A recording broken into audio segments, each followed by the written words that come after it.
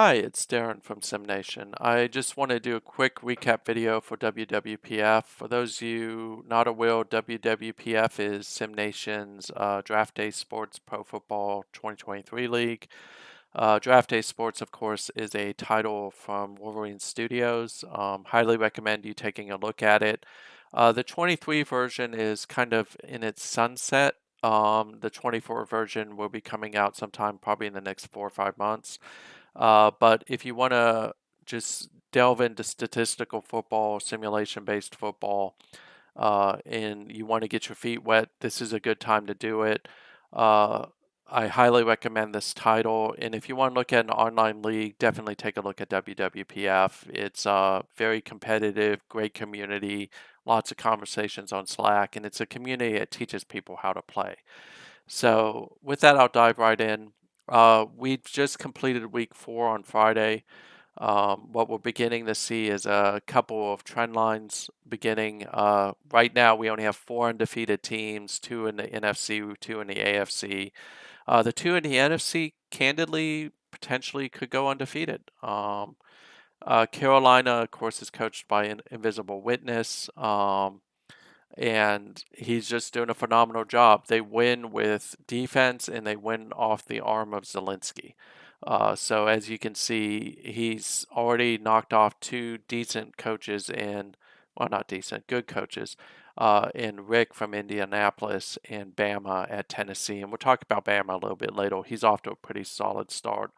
But that offense is humming. Maybe the rushing game's not as good as he wants it, but in general, this is a really good offense, and they have a really good scoring defense. Will they may give up yards, but they're going to keep you out of the end zone. The other team that's making noise in the NFC is San Francisco. This was a team I actually picked to win the championship as well as the NFC. Stewart's off to a really good start. He's beaten Barry at LA, and he's beaten Peter at Oakland. This is probably one of the few times I can remember Stewart actually beating Peter. Before we kind of talk about them, Peter has a right to be a little bit upset. If we look at the box score here, play by play, you'll kind of see what happened. So Peter was up. Let's get to the fourth quarter. Sorry, was up 23-12 with 8 minutes to go. Stewart went on a mega drive where he burned almost 7 minutes off the clock, 6 minutes off the clock, and scored. Missed the 2 points, so it's 23-18 instead of 23-20. It recovers the onside kick, goes on another time-consuming drive, burning the clock pretty much off into almost zero. Scores again to take the lead. Again, missed a 2-point. And then Oakland wasn't able to do anything with the kickoff, and as a result, Oakland loses a 1-point game. Stewart is winning these games, which is what you have to do in order to make a run. He's doing it with a great running back in Nathan Ford, who's the league leader in rushing yards right now. Phenomenal rookie running back out of Michigan State. I viewed him as a generational running back. I thought he was kind of a mix of either Adrian Peterson or someone like Barry Sanders. Just a really good running back. I think, again, he has a really good shot at going undefeated, probably much better than Invisible does. But the key games for him is going to be in week 7 and week 12 with taking on Denver and Dallas. But he's still got to get past Barry at LA. I mean, he beat Barry once. He's going to have to do it again. And Barry's off to a pretty good start as well. He dropped his first 2 games, both of them really, really close, and then bounced back and beat Oakland and beat Kansas City. I think he can capitalize off of that. I think the biggest challenge that Barry's going to run into is just avoiding teams keying off the fact that they can run against him. So that's kind of the NFC West. I'm not going to go into more detail. But on the AFC, you have Pittsburgh, who's undefeated. They're struggling a little bit right now, winning the game through the air more than on the ground, although Lackey's still having a pretty good season. But again, they've got solid wins against Baltimore and Green Bay. Their big games are coming up against Tennessee. And then, of course, they got that brutal last 4 weeks where they have to take on DP, Rick, and Peter. But I don't think the Steelers are going to go undefeated, but I think that they have a good line to win their division and potentially be a 1 or 2 seed. The other undefeated team, not a shock to me, but a shock to many, is Shark and his New England Patriots. They already beat the Jets, which is always solid. They knocked off Skeletor. They blanked Cable and the Giants. They get the Jets again this week on Sunday, and then they follow that up with Prince. He's got generally a favorable schedule. I don't think he's going to go undefeated. I think the Jets are going to take at least one of the games from him. In the way Denver's playing right now, even though Denver really hasn't played anybody, is Denver's offense is really hard to contain. And then, of course, Peter, you want to play Peter probably more in the beginning of the year than later in the year. So this will be a really, really good game. And then, of course, he's got Templar that he's also got to get past. But I think if he beats the Jets this week, again, I don't think he'll go undefeated. But I do think that if he beats the Jets, he's going to have a pretty good line at that number 1 seed. Um, and I don't see a reason why he wouldn't be able to do that. Uh, in terms of conferences, Minnesota's off to a fast start.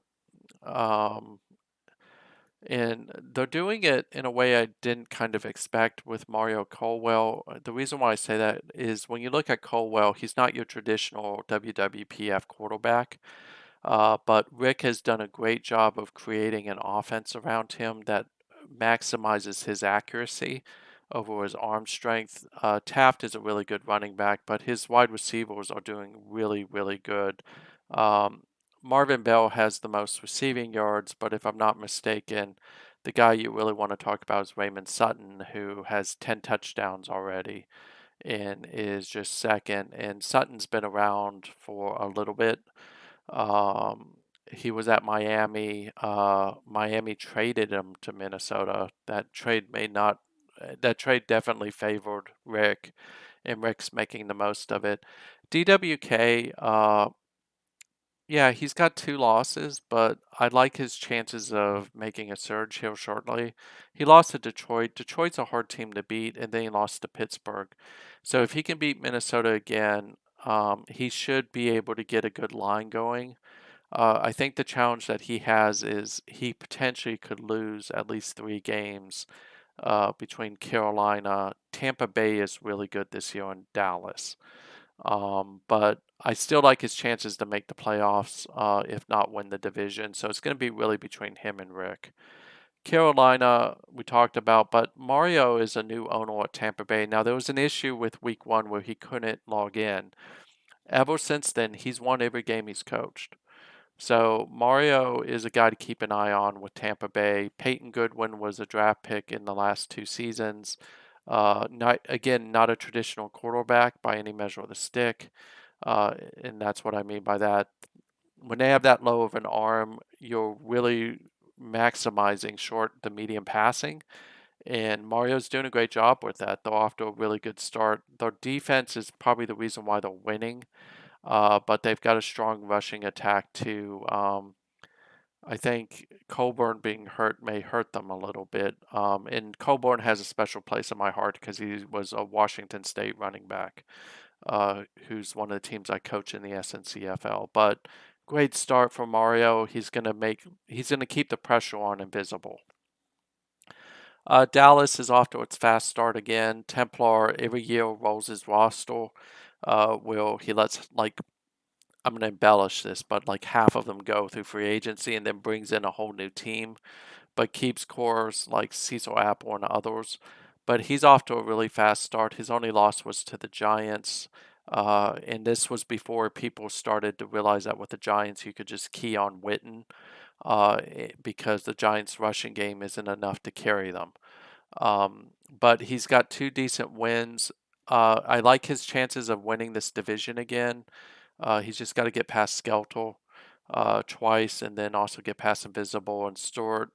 I don't think they're going to have the record to be a 1 or 2 seed. I think that right now Carolina and San Francisco are probably going to be the 1 and 2 seed, but he definitely has the ability to win his division.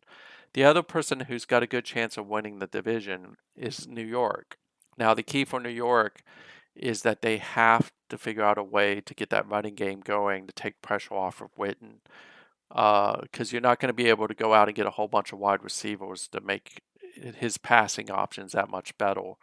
But right now, what teams are doing, especially, and you saw it with New England and New York, is they essentially just stacked up against the pass, dared New York to run, and then shut it down, the passing game. And these are two of the premier coaches in DP and Shark. So will Dallas do it this time? Who knows? Templar is really a really good game planner, so he could. But if he can get past this stretch and start finding a way to get the running game going and diversify a little bit, as well as get his defense going, he has a pretty good schedule ahead where he could win a lot of those games, minus San Francisco and maybe Minnesota, and put together a decent enough run to win the division or even make it into the playoffs. Philadelphia, I hate to kick Skelter when he's down, but they're off to a slow start. Philadelphia's problem is Skelter can't throw the ball. And if he can't throw the ball, teams are just going to key on the run. In the pro game, it's a lot easier to key on the run. I mean, Miller's not having a bad season throwing the ball, but when all you're doing is running your fullbacks, you're going to struggle a little bit, though, especially against the quality of coaches in the league now. Um, and in fairness to Skelter, he really doesn't have a great quarterback. He's got to work on that. But he does have great running options. It's just this isn't one of those leagues where you're going to be able to just run the ball and get away with it. You will get shut down, and that's what's happening so far this season. Is everybody's just keying in on the run. Over in the AFC, the two undefeated teams are Pittsburgh and New England. I already kind of mentioned that. Don't think either of these two teams will go undefeated. Baltimore is poised to make a run for the playoffs. They have a lot of good options. Theodore Rogers is having a great season. Wilmer Alvarez is a really strong wide receiver. Dustin Sousa is probably one of the best defensive ends in the game. And I like their schedule. They definitely want to take one of the games against Pittsburgh, and I think they could. And then they want to be able to get past New England and Tennessee. But generally, this schedule favors them making the playoffs. So Cleveland, Bio is losing some heartbreakers. I would say Minnesota and Pittsburgh were solid losses, but Chicago and Cincinnati were games he needed to win, and he lost them in heartbreaking fashion. So I think once he gets past Pittsburgh, if he can start stringing together some wins, he'll get to at least 6 or 7 wins. Sparks is actually having a good season as a rookie quarterback. Um, as you can see, he's doing well. The biggest thing killing them right now is their defense, and again, a lot of teams will stack up on the run to try to make Sparks throw the ball, and so far they've managed to shut down the run when they needed to in order to win the game. And also, he's just had some harder teams to play against. Bama's a little bit of shock at 3-1. I thought Indianapolis would be the 3-1 team, but Bama's shown me in both the SNCFL and WWPF that he's just a quality coach. They got thumped by Invisible, but a lot of people get thumped by Invisible. For Tennessee, their main goal is they just need to win their division and then take the games against the AFC North that they're playing. Pittsburgh will be kind of a tall order, but again, they play the Pittsburgh's defense weakness. So, and I'm not going to say what that is, but I do like Tennessee to win this division. I think the person that you got to keep an eye on who is down right now a little bit, but he'll bounce back is Rick. Again, lost to Carolina, lost to Jacksonville, but I think if Rick can win the division games remaining, and then take one of the big ones like from New York, Oakland, or Pittsburgh, He should be able to make the playoffs. Luna, uh, who's not having a bad season, but I don't think he's giving him quite the season that he wanted him to. But I think you can't really blame Luna for everything. It's what's happening is similar to what I mentioned with Witten at New York. Well, if you don't have a rushing offense, teams are just going to key on that and really start shutting you down. Um, so again, what they'll do is they'll just stack up against Luna and say, okay, beat me with the run. And if you don't have a rushing offense that can actually do that, then you're going to lose those games. The passing defense has also hurt them somewhat. So, but overall, I like Rick's chances to make it to the playoffs. Uh, JP at Houston's just having a really bad season. I don't see him making it to 6 wins. He may lose even more. It's just they have a generally unfavorable schedule, and so far, what's hurting them is not something he's going to be able to fix. Now, the good news is he's got his picks. So if he does come in at 6 wins or less, he's going to actually be able to potentially get a quarterback that he needs in order to be really good. I already talked about Shark with 4-0. Shark is just getting it done. Um, I don't think they'll go undefeated, but Allman's having a great season. Bean's having a great season. That defense is much improved. Uh, and I mean, if you're the second rated defense and you've played Witten, you've played Spriggs, you've already really done well against two of the better quarterbacks in the league. So I do think that if they beat the Jets on Sunday, they are going to likely win this division, and they will be in a good position to grab a 1 or 2 seed. Um, DP isn't going to probably make that easy because DP doesn't like losing. Again, outside of New England, DP hasn't really played anybody, but he's got Spriggs, he's got Bryant. He actually can diversify his offense really easily. So again, there's nobody better at throwing the ball than DP. And their defense is much better than what a lot of people think it is. So I think if he can pull this game back, he's got a hard schedule, but again, DP's capable of winning those games.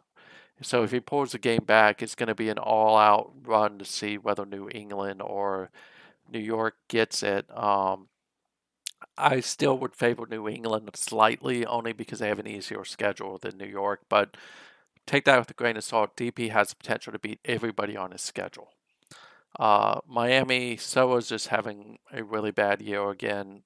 Soa tends to start very slow, by the way, and then start to claw back wins. I think what's hurting him is Heron is a backup. The really good rookie that they drafted, Albert Shaw, is hurt, and I think that's hurting him pretty bad. The bad news for him is, well, the good news is if for whatever reason he doesn't have a great season, he's got his first round pick, and can go out and find somebody to help that team out. The offense is really what's hurting them. Their defense is actually playing pretty well. Prince off to a very fast start. He hasn't really played anybody, but having said that, he did beat Carolina in the preseason. He's already scored this. He's already had a 63-point game. They did lose to the Cardinals. The Cardinals are actually better than they look. Their CPU team. Lavelle's off to a fast start again. I think he may be the league leader in passing. James Johnson is like in the top 2 in receiving. Grill is nothing to laugh about from a rushing game. This is a team that, if Peter loses another game, could actually take the West. Now, I still like Peter to win the West, but I think that Denver's going to make it in the playoffs relatively easy. We'll get a good sense of that in week 6 and 7 because they play two of the undefeated teams, and Sharks, New England, and Stewart, San Francisco 49ers. But he's off to a great start, and I like his chances. Peter, the last few seasons, he's actually been human. So I don't think that's going to be a continuing trend line, by the way. I think one of the things that's killing Peter is he needs a good passing game. And last season it was Denham was hurt. This season Denham is just pretty inconsistent. So he'll need to resolve that. I think we're also getting into the realm where he's going to think about who he can start instead of Denham. If Denham keeps throwing the ball, and there's no reason why Denham should be this bad other than I'm going to say the intelligence is low. If I was Peter, and I'm not, and I'm not going to act like I know more about the game than Peter, because Peter is one of the people who know the game really, really well. I would almost start Reno at this point, even though he's really, really old. I think that he could be the kickstart that they need. But I mean, he did sign De Leon to see if he could get something going there because Giordano, Peter went with him last year and he just didn't help him much. Peter's got a decent schedule ahead of him, but again, I do like Peter to start making a run, and once he makes his run, he's going to be pretty hard to defeat. His big games coming up is he's got to take the games against Denver. He's got to take at least one of the games against New England, Indianapolis, the Jets, and the Steelers. Uh, Ideally two, and then he should be able to win the division. And then I don't think he's playing for a 1 or 2 seed this year. I think he's more playing for a top wild card. But again, Peter is someone who can string together a whole slew of wins, and he could actually win 14 straight. I'm sorry, not 4. It wouldn't be 14. It'd be 12 straight. And take 14 wins is generally enough to get you the number 1 or number 2 seed. Even 13 or 12 wins will generally get you there. So he can do that, and I think that's still possible. But I think one of the things that's going to have to happen here is he's going to have to get consistency at quarterback. I think that's just hurting him really bad right now. And also not have the weirdness that I talked about earlier happen to him, where he's got the win and then suddenly the team kicks an onside kick, gets it, and then drives down the field and scores.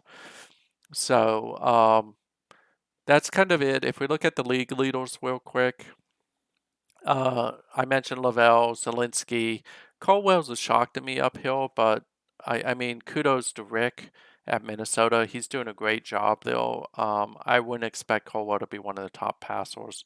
I think the funny thing is we've talked about this guy before named William Ash. He was the center of an immense conversation in Slack that got pretty brutal. But Templar has taken him and actually found a way to make him into a really good quarterback. So it'll be interesting to see how that plays out. Rushing yards, I mentioned Ford. Lackey's up there. I really got to do something with that photo. Um, Theodore Rogers is a really good running back. Frank was the other top running back taken this year. Watson was taken last year. So a lot of young running backs are having really good success. Receiving wise, James Johnson, no shock there. Cecil Apple's not a shock. Marvin Bell is.